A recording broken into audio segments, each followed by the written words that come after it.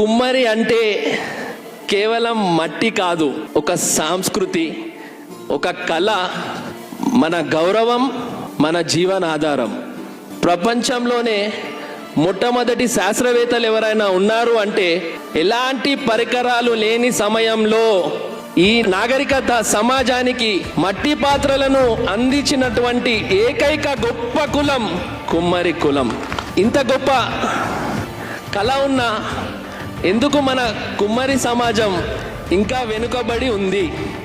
Market లేదు, ఆదాయం తక్కువ, ప్రభుత్వాల నుండి మనకు ఎలాంటి సాయం ఉండదు. ఇవన్నీ నిజాలే, కానీ ఇంకొక నిజం ఉంది, మనకు ఐక్యత కొరవ పడింది. నినాదంతో చెప్తున్నా, కుమ్మరి ఐక్యత మన శక్తి. మనమందరం కలిసి నడిస్తే కుమ్మరి కులం తప్పకుండా అభివృద్ధి సాధిస్తుంది. రాజకీయ శక్తి మన హక్కు. మనకు రాజకీయ శక్తి ఉంటేనే మన సమస్యలన్నీ పరిష్కారం అవుతాయి.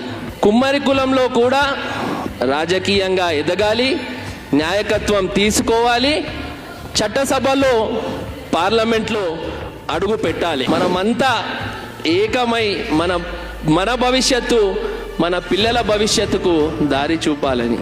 నాకు ఈ అవకాశం ఇచ్చినటువంటి పెద్దలందరికీ నా హృదయపూర్వక ధన్యవాదాలు.